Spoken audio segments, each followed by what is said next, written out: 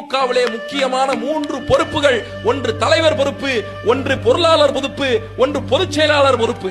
இந்த 3 பொறுப்பு தான் திமுகவிலே முக்கியமான பொறுப்புகள். மதிப்பிற்குரியவர்களே, அடிப்படையிலே ஒரு கேள்வி.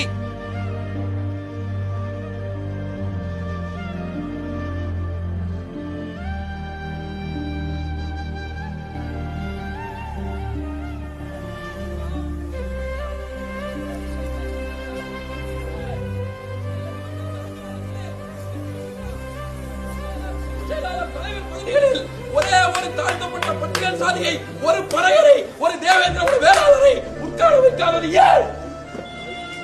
நீ எப்படி சாதி ஒழிப்பு கட்சி? நீ எப்படி சமூக நீதி பேசுற கட்சி?